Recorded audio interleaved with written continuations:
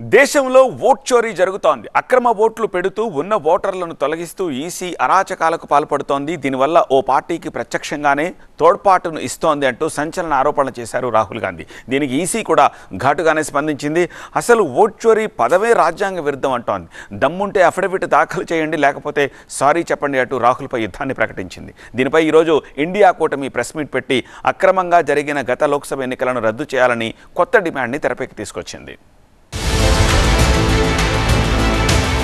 Vote చోరీ అంటూ రాహుల్ ఆరోపణలు, సే సారీ అంటూ ఈసీ కౌంటర్లు.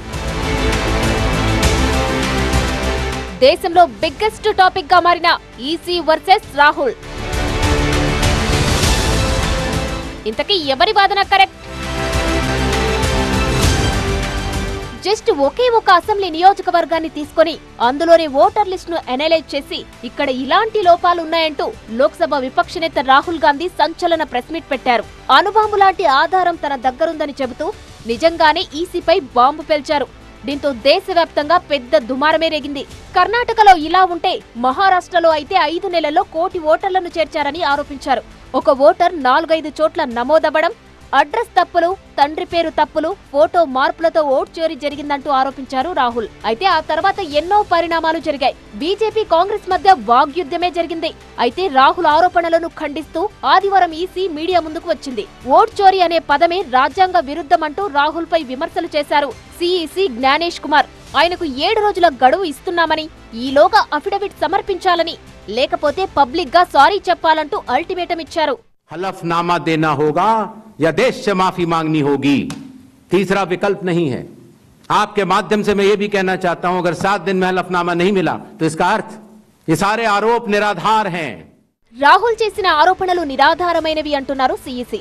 ఆయన ఈసీ డేటాను మార్చి మోసపూరితంగా జనం ముందు ఉంచారన్నారు. ఇక రాబోయే బీహార్ అసెంబ్లీ ఎలక్షన్ ను దృష్టిలో ఉంచుకొని ఎస్ఐఆర్ ను నిర్వహించింది సిఈసి. ఇందులో 64 లక్షల ఓటర్లను తొలగించింది. ఇందులో చాలా మంది చనిపోయారని, ఇంకొందరు వేరే రాష్ట్రాలకు, దేశాలకు తరలిపోయారన్న కారణాలతో ఓట్లను తొలగించింది. అయితే తమ ఓట్లు పోయాయంటూ చాలా మంది ఫిర్యాదులు చేయడం, అది సుప్రీంకోర్టు వరకు వెళ్లడంతో తిరిగి వారి జాబితా ప్రచురించాలని ఆదేశించింది. ఇప్పుడు ఈసీ ఆ పేర్లను మళ్లీ జాబితాలో చేర్చింది. 15 రోజుల్లో రాజకీయ పార్టీలు తమ అభ్యంతరాలను ఇవ్వాలంటూ ఆదేశాలు జారీ చేసింది ఈసీ. అయితే రాహుల్ కు ఇచ్చిన 7 రోజుల డెడ్ లైన్ ను కేంద్ర మంత్రులు, బీజేపీ, ఎన్డీఏ నేతలు సమర్థిస్తుంటే కాంగ్రెస్ నేతలు తీవ్ర విమర్శలు చేస్తున్నారు. మరోవైపు సిఈసి జ్ఞానేష్ కుమార్ పై అభిశంసన తీర్మానం ప్రవేశపెట్టేందుకు కాంగ్రెస్ పావులు కదుపుతోంది. ఆర్టికల్ 324/5 ప్రకారం ఉన్న హక్కులను వినియోగించుకోవాలని చూస్తుంది. ఉభయ సభల్లోనూ ఈ ప్రక్రియను చేపట్టేందుకు రెడీ అవుతోంది. అసలు రాహుల్ ఇచ్చిన ప్రెజెంటేషన్ పై క్లారిటీ ఇవ్వడం మానేసి ప్రమాణం చెయ్యి, లేకపోతే సారీ చెప్పమనడం ఏంటని మండిపడుతోంది ఇండియా కూటమి. ఈసీ ప్రెస్ మీట్ పై సామూహికంగా ప్రకటన చేశారు. గతం నుంచి ఓటు చోరీ జరుగుతూ వస్తుందని, గతేడాది జరిగిన ఎన్నికల్లోనూ జరిగింది కాబట్టి వెంటనే ప్రస్తుత లోక్సభను డిసాల్వ్ చేస్తూ ప్రకటించి గత 3 టర్ములుగా ఈసీ అధికారులపై విచారణ జరిపించాలని డిమాండ్ చేశారు ఇండియా కూటమి నేతలు. So what are you trying to tell us? That all the previous lists and the list on which the Lok Sabha elections 2024 were done were fraudulent, were incorrect? If that is indeed the case, then all of your election commissioners, your entire election commission, current and previous years, should be prosecuted, and this current Lok Sabha, which is based on fraudulent election lists, should be dissolved immediately.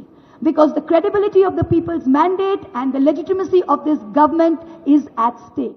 అయితే కేంద్ర మంత్రులు మాత్రం రాహుల్ ని attack చేస్తూనే ఉన్నారు. ఇన్ని ఆరోపణలు చేస్తున్నా ఆయన ఒక్క అఫిడవిట్ దాఖలు చేయడానికి ముందుకు రాకపోవడంపై చిత్తశుద్ధి ఏంటో బయటపడుతోందన్నారు కేంద్ర మంత్రి చిరాగ్ పాస్వాన్.